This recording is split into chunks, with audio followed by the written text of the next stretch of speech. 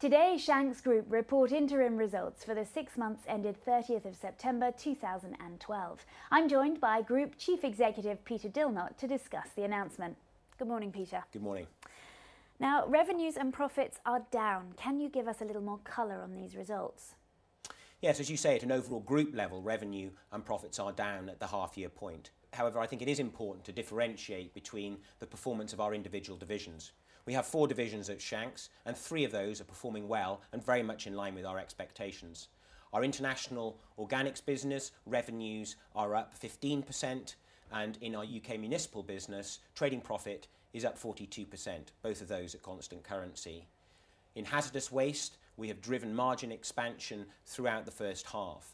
However, all of those strong performances are somewhat offset by the very challenging market conditions in solid waste, which has had an impact both on the results of that particular division but also on the group at large. So just how tough is the current trading environment? Well, specifically in solid waste, it's very tough, most acute in the UK and in the Netherlands. Much of our Dutch business is linked to construction, and the base demand there, if you like, is at almost historic lows. In the UK, we're suffering from the impact of an ongoing recession, which has reduced industrial output, and we're also seeing pressure on recycler prices. So it is a very tough environment, but we're taking action to offset, particularly as the outlook in that particular market doesn't look any more favourable in the short term. You've outlined a cost reduction programme in today's results. What exactly are you doing, and when do you think you'll start to see a return from that? Well, as I've mentioned, the market outlook in solid waste is not favourable, and we're expecting challenging conditions for some time to come. We have responded already with ongoing cost savings, but are announcing today a structural cost programme to essentially right-size the business based on that demand outlook. This is going to involve plant and facility closures, a reduction in our head count, and in some cases sharing capability, such as a shared service centre in the Benelux. These actions are ongoing. It's tough and difficult in terms of the decisions we're having to take, but it's also very necessary for the long-term health of the business. How does it affect your investment programme, though? Well, in short, it doesn't, because these cost actions are designed to continue to generate cash from our business, which will then continue to reinvest in growth. The investment programme itself is very much on track. We've now invested over £160 million throughout the recession on new infrastructure, and that is generating our target returns. In the first half, in fact, returns were post-tax at 12.3%. And I think perhaps more encouragingly still is that we have a strong pipeline of opportunities going forwards, increasingly in the more profitable organics and hazardous waste divisions. So the investment programme is very much on track.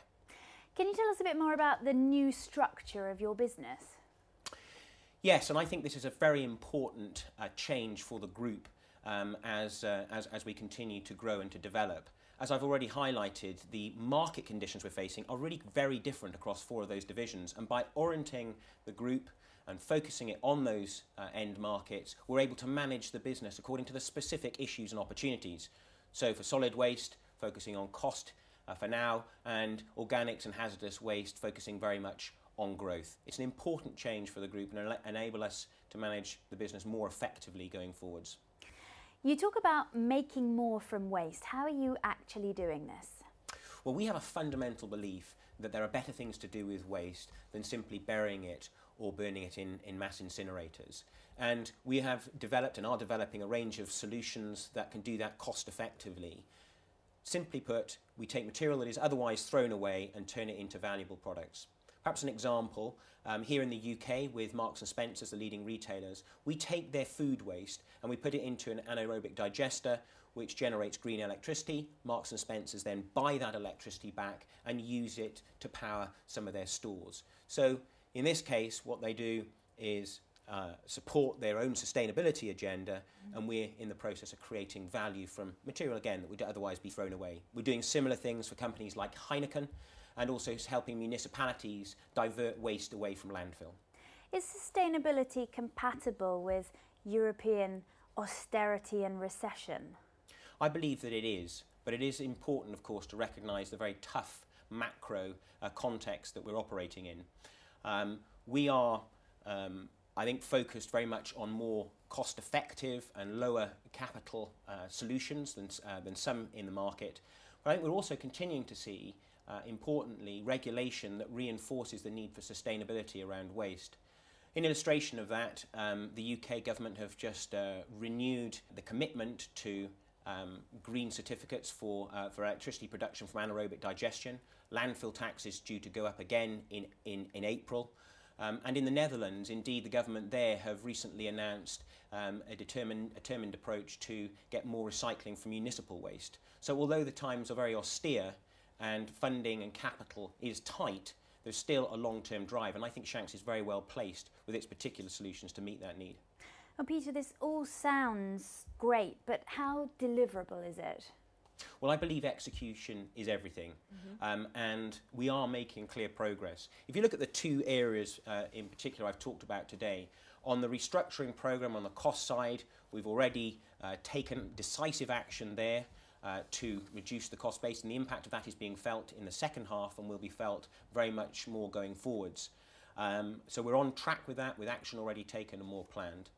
The investment programme, the other side, is also on track, with committed investment being laid down and the returns coming through.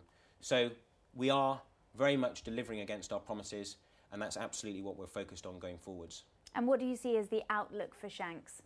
Well, overall, I think the macro picture is going to continue to be challenging in the short term, but I think we are very well positioned for long-term profitable growth.